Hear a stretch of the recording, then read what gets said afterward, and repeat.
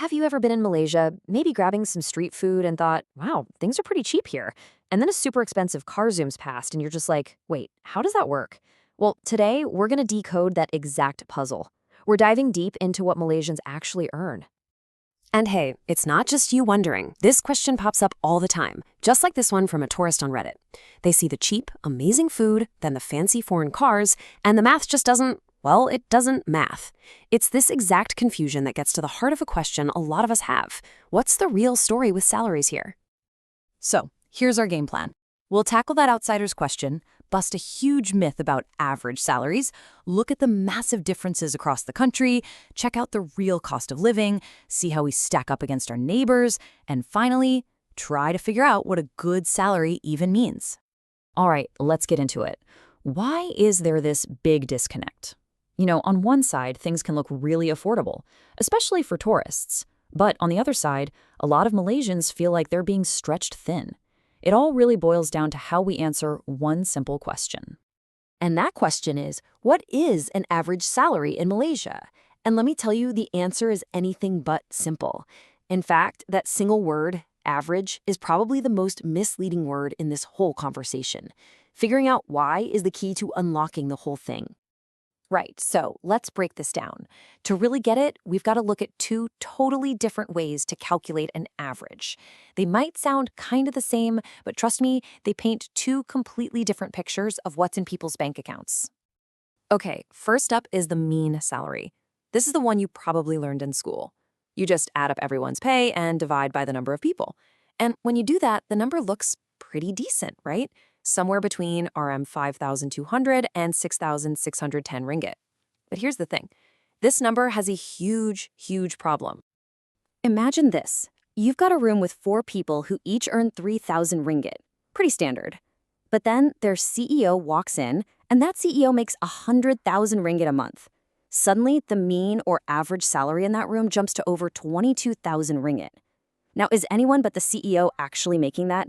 Nope. The one super high earner completely warps the number for everybody else. And that is exactly why we need to talk about the median salary. The median is way more honest. Think of it like this. If you line up every single worker in Malaysia from the lowest paid to the highest paid, the median is the salary of the person standing right in the dead center. Half the people earn more, half the people earn less. It's the true middle ground. And that number, well, it tells a very different story. So look at this comparison. On one side, you have the mean salary, looking all shiny at over 5, maybe even 6,000 ringgit. But that's the one skewed by the high flyers. On the other side, you have the median salary, around 2,900. That's a huge difference. And that RM 2,900, that's what's real for the typical Malaysian. That's the number that actually reflects what life is like for most people. And that right there, that's our first big aha moment. This gap between the mean and the median, that's why the official numbers you hear sometimes feel like they're from a different planet. If this breakdown is already giving you a clearer picture, do us a favor and hit that like and subscribe button. That way, you'll always stay ahead on Malaysia's biggest issues. But hold on, we're just getting started. The story gets even more complicated from here. Because saying Malaysia is kind of misleading. It's not just one single economy. Nope. Where you live and the job you do can create a tale of 2 or even 3 or 4 completely different Malaysias. Just take a look at this. It's wild. The median salary in KL, over 4,000 ringgit. But then you look over at Kelantan, and it's 1,600. That means a typical person working in KL is earning more than double what a typical person in Kelantan makes. It's like 2 different countries. And it's the exact same story when you look at what industry you're in. Work in mining or finance and your median is up past 6 grand. But if you're in agriculture or the food and beverage industry, it's down around 2,000. So what does this all mean? It means that national median of RM 2,900 is just a starting point.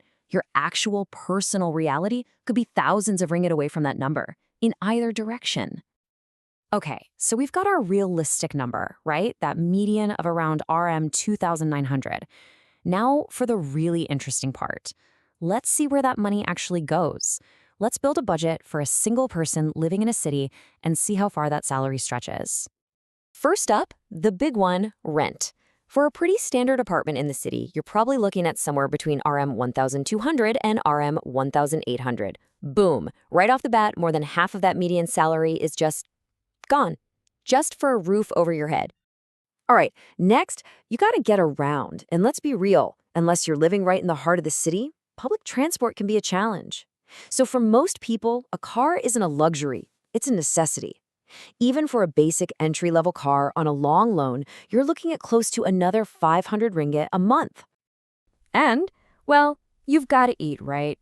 Just for food and groceries, for one person, you can easily spend anywhere from 700 to 1,200 ringgit a month. That adds up fast. Okay, so let's tally this up. You've got rent, a car payment, food, and then you have to add in utilities, internet, petrol, tolls, and look at that. The total comes out to around 3,500 ringgit a month. But wait a minute, the median salary was only RM 2,900. The math doesn't add up.